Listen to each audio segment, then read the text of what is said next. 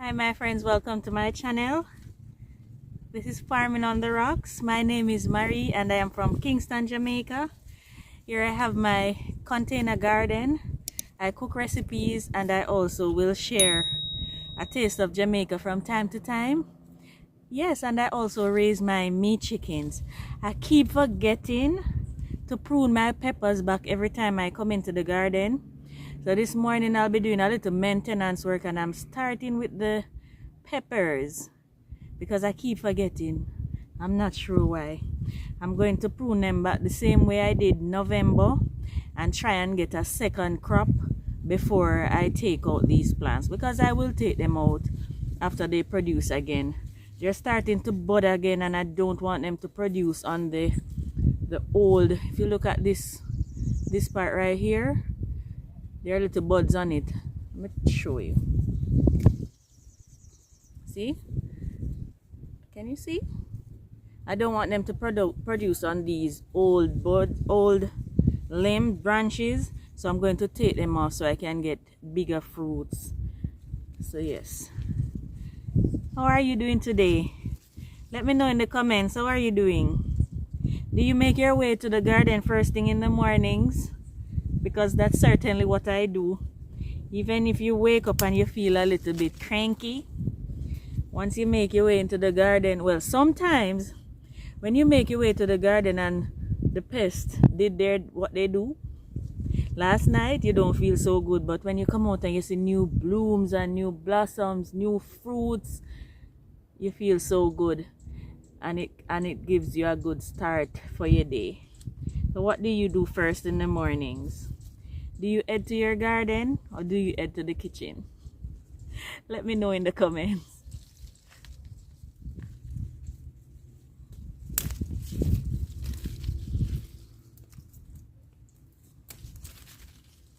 These plants, they produce so many peppers.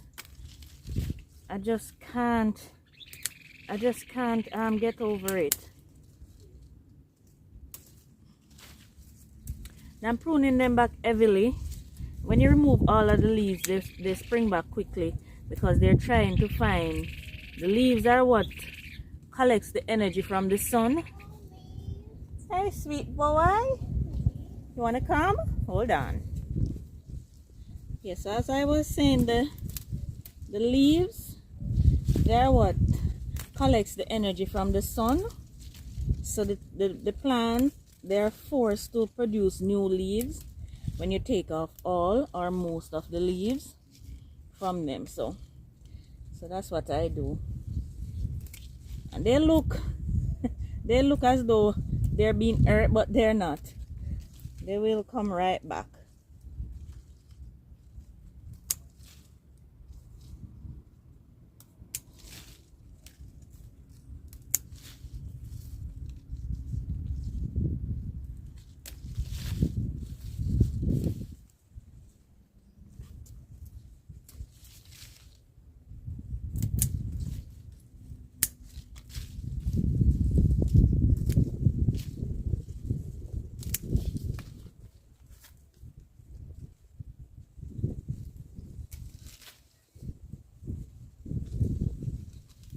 Before you know it, and I'll show you, I'll take you on the journey. I'll show you.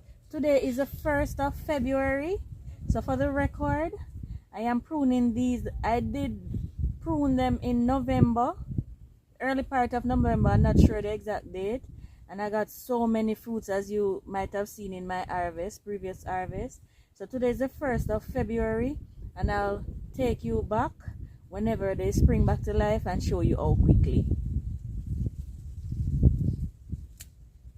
This right here is my ginger, and I'm basically going to do the same thing.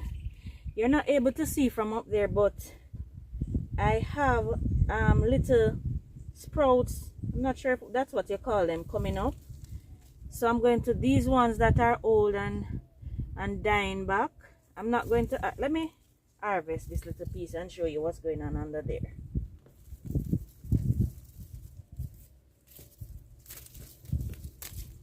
Alright, so I'm just going to harvest this piece to show you what is happening under there. So if you look closely, this is springing back new shoots. So it has matured here, has matured, and it is bringing back new shoots. So what I'm going to do is to prune back this parts of the remaining amount in there, and so the new ones will push up new shoots and multiply the ginger even more. So I'm going to plant back this one and allow those to grow. See how lovely that looks? And look at the amount of ginger on this small piece. Look at it. And look at the amount of ginger. It's amazing. So I'm going to plant this back, but I'm going to cut off here and the others so that they'll spring new growth. And multiply my ginger harvest for the next harvest that I do.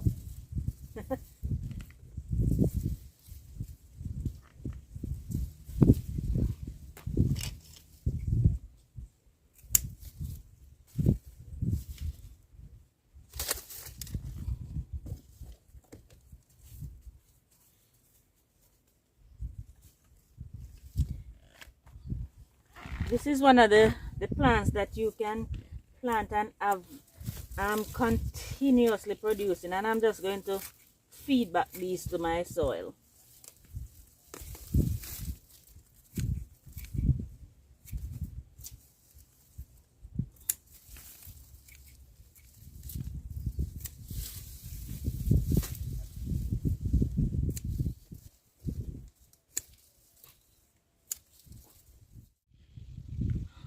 Alright, so that's basically what it looks like now. I'm going to just leave, these are one of each cluster. I'm leaving one of the shoots. So there's one there and the others. So that will spring back and force the ginger to grow more. So it will slow down a bit in order to produce energy to make more leaves, but after that we'll have more leaves to feed the tubers, so you'll get more ginger eventually. That's my idea anyways. All right, I'm going to prune back my mint as well, and then I'm going to go and harvest some gungo peas that I have ripening on the plant. I don't want them to dry. I need to eat them green. This is my peppermint plant, and it has been here for about 5 years, maybe 6. And every year it kind of dies back. We prune it and then it just spring back. This is one of our favorite teas. So what I'm going to do now is take off most of the old branch. We're going to use it for tea. I'm not going to throw it away, and then allow the lower branches to spring back. And that way we'll have a lovely fluffy mint plant in a couple of weeks.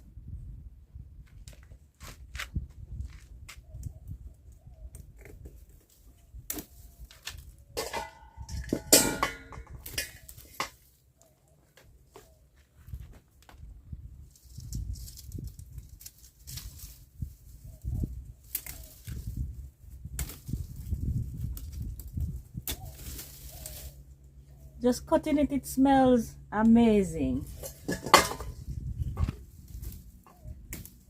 But even cutting the dry branches, it smells amazing.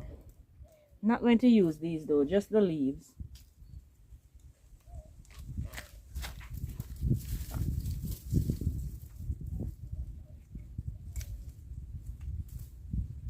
Alright, I'm going to let it stay like this. This way we can continue to get fresh mint from it, but also it will allow it to just fluff up a bit.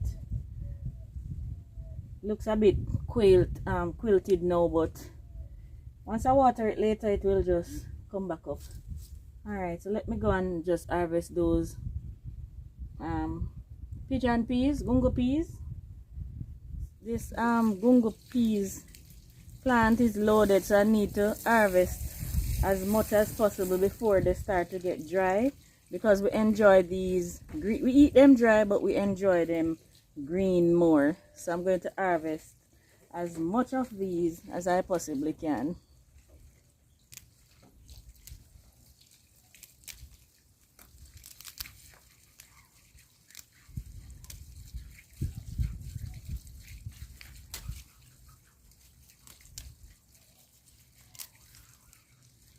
And this is what they look like. Do you know gungo peas? What do you call these in your country? Here in Jamaica, we call them gungo. We know it as pigeon peas as well. What do you call them? And how do you eat them? We use them to make soups, stews, and rice and peas. How do you eat them?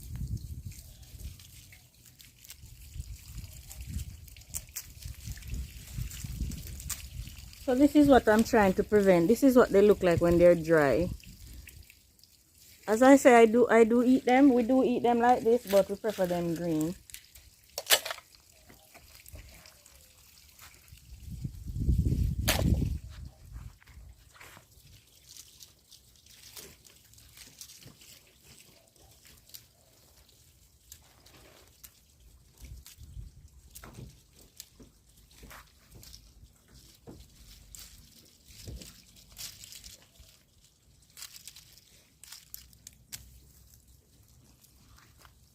Just look at that.